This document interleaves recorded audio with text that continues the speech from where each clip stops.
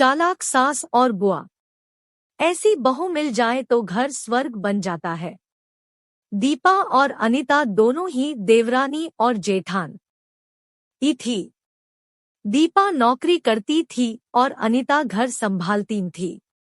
उनका परिवार बहुत बड़ा था। सास ससुर और उन दोनों के बच्चे कुल मिलाकर घर में 10 लोग थे। और आज कई सालों बाद उनकी बुआ सास अपने भाई के पास रहने आई थी। सुबह उठते ही बुआ जी ने देखा दीपा जल्दी जल्दी अपने काम निपटा रही थी। अनीता ने सबका नाश्ता बना दिया, जिस नाश्ते को दीपा ने सबको परोस दिया। इसके बाद दीपा ने खुद अपना टिफिन पैक किया और जॉब पर चली गई। अनीता ने फिर दोपहर का खाना बनाया और थोड़ी देर बैठ गई अपनी सास और बुआ सास के पास। बुआ सास से रहा नहीं गया और अनीता से बोली कि छोटी बहू तेरी जेठानी दीपा तुझ पर बड़ा हुक्म चलाती है। सुबह से देख रही हूँ रसोई घर में तू ही लगी हुई है और वो महारानी दिखावा करने के लिए सबको नाश्ता परोस रही थी जैसे उसी ने बनाया हो। ये सुनते ही अनीता ने अपनी बुआ सास की तरफ देखा और बड़ी प्यार से कहा, नहीं ऐसी कोई बात नहीं है बुआ जी, दीपा बहुत ही अच्छी है। बुआ बोली, तू बहुत भोली है अनीता, पर मैं सब समझती हूँ, इतनी बूढ़ी मैं ऐसे ही नहीं हुई। अनीता से अब रहा नहीं गया और वो बोली कि बुआ जी आपको दीपा दीदी का बाकी सबको नाश्ता परोसना दिखा, मगर आपको ये नहीं पता कि उन्होंने मुझे डांट कर सबसे पहले नाश्ता करवाया, फिर चाय पिलाई और वो रोज ही मुझे सबसे पहले ही नाश्ता करवा देती है। वरना सबका नाश्ता बनाते तो मैं नाश्ता ही न कर पाऊँ। वो मेरा कितना ख्याल रखती है। दीदी सुबह जल्दी उठकर मंदिर की सफाई करके फूल सजाकर रखती है और वो मुझे खुद से 1 घंटा लेट उठने को कहती है, क्योंकि मुझे उठते ही नहाकर सीधा रसोई में ही जाना पड़ता है। शाम को ऑफिस से आते वक्त दीदी बाजार से सब्जियां भी लेकर आती हैं, क्योंकि हमारे हस्बैंड रात को लेट हो जाते हैं और दीपा दीदी ने सासू माँ को बाजार जाने के लिए मना किया है, क्योंकि मांझी अब 60 साल से ऊपर की हो चुकी है, कहीं बाजार जाते समय उन्हें तकलीफ न हो जाए। वैसे भी उन्हें घुटनों की परेशानी है और जब मांझी को घूमने का मन होता है तो दीपा दीदी छुट्टी करके खुद उनको घुमाने लेकर जाती है।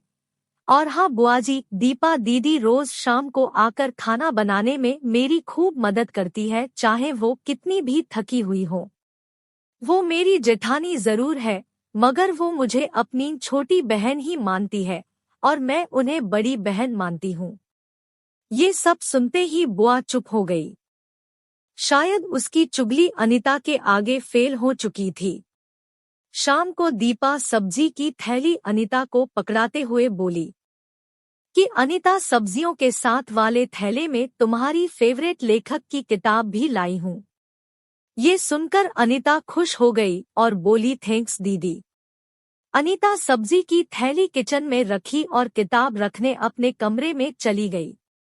तभी बुआ जी ने दीपा को आवाज दी, बड़ी बहू जरा यहाँ आना। दीपा बोली, जी बुआ जी। तभी बुआ बोली कि तुम इतनी मेहनत करके कमाती हो और ऐसे ही फालतू किताबें खरीद कर पैसों की बर्बादी कर रही हो, वो भी अपनी देवरानी के लिए। वो तो वैसे भी घर में करती ही क्या है, तुम दिन भर मेहनत करती हो और वो घर पर आराम करती है।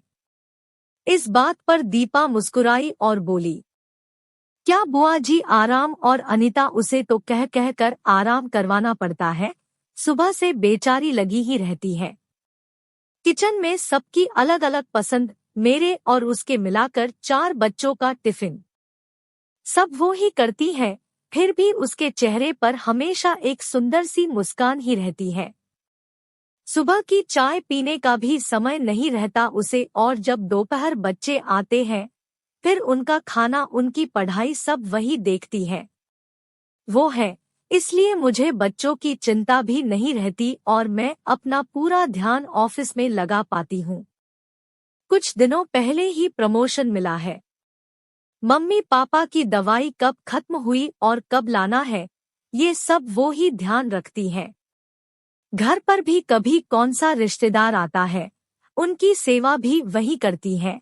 और बुआ जी, घर पर रहकर घर और बच्चे संभालना कोई छोटी बात नहीं। मेहमानों की भी आवभगत अनीता बिना किसी शिकायत के करती है। उसे तो बस पढ़ने का ही शौक है। फिर क्या मैं अपनी छोटी बहन की छोटी सी इच्छा भी पूरी नहीं करूंगी? अगर उसकी इच्छा मैं पूरी नहीं करूंगी तो कौन करेगा? अब तो बुआ की पूरी तरह से ही बोलती बंद हो चुकी थी। फिर दीपा भी अपने कमरे में चली गई। ये सारी बातें दीपा की सास पीछे खड़ी हुई सुन रही थी। वो बुआ के पास आकर बोली कि जीजी, ये दोनों देवरानी जेठानी जरूर है, मगर इनका प्रेम दो सगी बहनों से भी ज्यादा बढ़कर है। ये दोनों ही एक दूसरे का अधूरापन पूरा करती हैं। मेरे घर की मजबूत नींव है ये दोनों। पहले मैं भी एक बुरी सास थी और हमेशा ही मैं इनको लड़ाने की ही सोचती थी, लेकिन इनके प्रेम के आगे मैं भी पिघल गई। और वैसे भी इनको लड़वा कर नुकसान तो हमारे ही घर का है न, इसलिए मैं भी इनके ही प्रेम में मिल चुकी हूँ। लेकिन ये बातें दीपा और अनीता की बुआ सास को समझ नहीं आई और वो मुंह घुमाकर अपने कमरे में चली गई, क्योंकि वो तो इनको लड़वाने ही आई थी। लेकिन दीपा और अनीता जैसी बहुओं के बीच दरार पैदा करना बिल्कुल नामुमकिन था।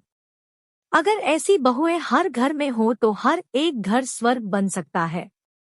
दोस्तों, चालाक बुआ और सास हिंदी कहानी को पढ़ने के लिए धन्यवाद।